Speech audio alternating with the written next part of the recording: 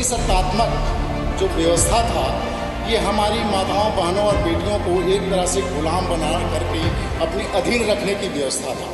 और कब ज़्यादा विकसित हुआ, कब ज़्यादा चरम सीमा पर पहुंच गया, जब इन आर्यों को सत्ता हासिल करने के बाद में मनुस्मृति नामक एक ग्रंथ लिखा। इस मनुस्मृति के अनुसार हमारी महिलाओं को सबसे ज़्यादा शोषण और अत्याचार और पाखंड में डुबो दिया गया।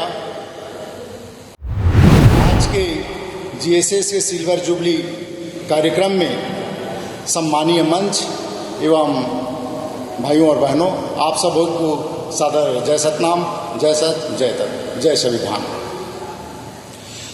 विषय पर आने से पहले मैं आपको इस खुशखबरी कहूँगा और बधाई देना चाहूँगा उन हमारे समाज के 2 बच्चों को जिन्होंने यूपीएससी में इस साल स्थान हासिल किया है। हमारे समाज के महासमुंद से संजय डहरिया जी और हमारे आदिवासी भाई से डायमंड ध्रुव जी, इन दोनों हमारे बच्चों ने यूपीएससी में स्थान हासिल किया है। इसमें संजय डहरिया जी को आईएएस और डायमंड सिंह ध्रुव जी को आईपीएस का पोस्ट मिलने वाला है। मैं मंच की ओर से, जीएसएस की ओर से और समाज की ओर से उन दोनों बच्चों को बहुत बहुत बधाई देता हूं और हार्दिक शुभकामनाएं प्रदान करता हूं। साथियों, जैसे कि आप लोगों ने अभी तक के जितने भी हमारे वक्ता साथियों को सुना, सभी ने सारगर्भित बातें रख दी हैं। मैं ज़्यादा नहीं बोलूँगा उस पर कि ये जो पितृसत्तात्मक जो व्यवस्था था, ये हमारी माताओं, बहनों और बेटियों को एक तरह से गुलाम बना करके अपने अधीन रखने की व्यवस्था था। और यह व्यवस्था कब ज़्यादा विकसित हुआ, कब ज़्यादा चरम सीमा पर पहुंच गया, जब इन आर्यों को सत्ता हासिल करने के बाद में मनुस्मृति नामक एक ग्रंथ लिखा। इस मनुस्मृति के अनुसार हमारी महिलाओं को सबसे ज़्यादा शोषण और अत्याचार और पाखंड में डुबो दिया गया।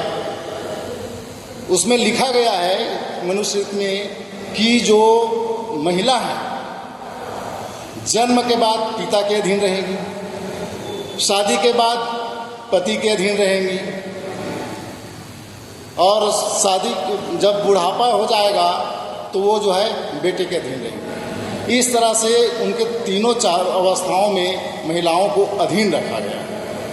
और दूसरी बात, महिलाओं की रक्षा के लिए भाई को एक पहरेदार बनाया गया रक्षाबंधन के नाम से। इस तरह से महिलाओं को, दूसरा जो है, शादी के बंधन में बांध करके महिलाओं को एक ऐसे, क्या कहना चाहिए, जो अपन गाय बछड़ों को बांध करके रहते हैं वैसा एक लगाम लगा करके रखा गया, उसको निशान दिया गया। क्या क्या निशान दिया गया? शादी करेंगे तो उसे मांग भरेंगी, मंगलसूत्र लटकाएंगी, पाँव में पायल पहनेंगी, हाथों में चूड़ियाँ पहनेंगी। उनके लिए तो कर दिया व्यवस्था, लेकिन क्या इस बनाने वाले ने आप पुरुषों के लिए कुछ किया? नहीं किया। क्या सबूत है कि पुरुष शादीशुदा है, ये बच्चे वाला है? लेकिन कुदरती तौर पे देखा जाए तो महिलाओं को ऑलरेडी सबूत रहे, फिजिकली उनका बदलाव हो जाता है, फिर भी उसके ऊपर ये जो है व्यवस्था जो है थोपा गया है।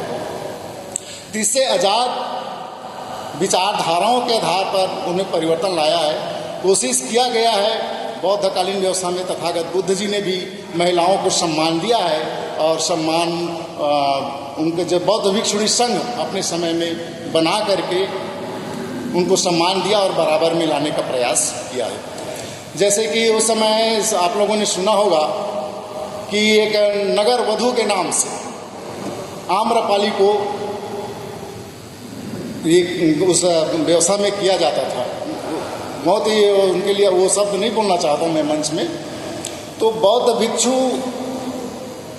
जब उनके घर में वर्षावास करने के लिए रुकते हैं और इसकी सूचना जब वो वर्षावास के बौद्ध भिक्षु जो है तथागत बुद्ध जी को बताते हैं तो उनको अच्छा लगता है और उन्हीं को पहला बौद्ध भिक्षुणी जो है तथागत बुद्ध जो है भिक्षुणी बनाती हैं आम्रपाली जी को। और इसी तरह से खुद के उसकी माता और उसकी पत्नी जो है उस बौद्ध भिक्षुणी संघ में शामिल होते हैं। उसी प्रकार से देखा जाए तो हमारे गुरु घासीदास जी ने महिला और पुरुष को दोनों को समान माना है, कोई अंतर नहीं किया है। मैं कई बार अच्छे लोगों को देखता हूँ, जब हम लड़की लड़का शादी विवाह के लिए देखने के लिए जाते हैं तो कुछ खुले विचारधारा के भी हमारे समाज में लोग हैं।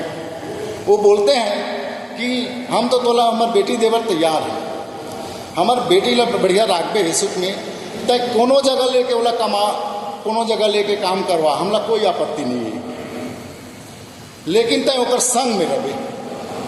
तय खेत में ले जा तो संग में ले जा, कोनो जगह काम करे बर जाता है तो संग में ले जा। ये व्यवस्था जो है हमारे गुरु घासीदास जी ने एक विचार डेवलप किया और लोगों में दिया, एक समान भावना और एक समान अधिकार जो है हमारे समाज गुरु घासीदास जी ने बनाया।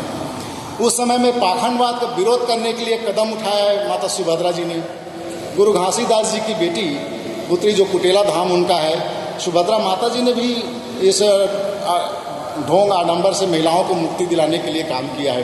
उन्होंने होली जलाने के लिए मना किया है, लेकिन आज कहाँ मानते हैं क्या बताइए? होलिका दहन का उन्होंने विरोध किया है सुभद्रा माता जी ने।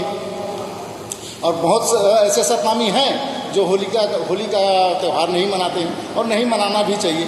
जो रहने के लिए होली हमारे मूल्यवासियों का ही त्यौहार है, हमारे किसानों का ही त्यौहार है, लेकिन उसमें इन नारियों ने जो उस समय जो अत्याचार किया होलिका, राजकुमारी होलिका के साथ में, उसको उस कहानी को अपने अपराध को छुपाने के लिए घुसेड़ दिया और उसको ये जितने भी त्योहारों को अपकृत किए हैं लोग। दूसरा, हमारे गुरु घासीदास जी के इससे प्रेरित हमारे जो भुजबल महंत साहब हैं, नारी के सम्मान में डोला यात्रा लेकर के आए, जिसका शोध खोज हमारे इस जीएसएस संस्था ने लाया, समाज के बीच रखा। ये हमारे लिए बहुत बड़ी उपलब्धि है कि हमने नारी का सम्मान कितने पोजीशन स्थान दिया है, बराबर माना है, उनको सम्मान दिया है। इस तरह से परिवर्तन समय समय पर हुआ रहता है। उसके बाद आ जाते हैं संवैधानिक तौर पे। संवैधानिक तौर में बाबा साहब अम्बेडकर ने हिंदू कोड बिल ला करके महिलाओं को अपने हक अधिकार और समानता का प्रावधान किया था, जिसको नेहरू सरकार ने लागू नहीं किया तो अपने कानून मंत्री पद से बाबा साहब अम्बेडकर ने इस्तीफा दिया था। उसमें भी यही जिक्र किया गया है कि महिलाओं को उनके हर प्रकार से स्वतंत्रता मिलनी चाहिए, धन संपत्ति में अधिकार मिलना चाहिए, शिक्षा में अधिकार मिलना चाहिए, और उनको नौकरी करने की आज़ादी। ये सारा व्यवस्था, यदि हम ये सब कानून ऐसा व्यवस्था करें, ये सरकार जो है, अभी देखिए होली के कानून, ये सरकार जो है कानून व्यवस्था को अच्छे से पालन करें तो हमारी बेटियां और बहनें जो है स्वतंत्र होकर के किसी भी समय कहीं भी आ जा सकती हैं। लेकिन आज के समय में जब से ये आरएसएस मनुवादी विचारधारा की सरकार आया हुआ है, तब से लेकर के और असुरक्षित हो गई हैं।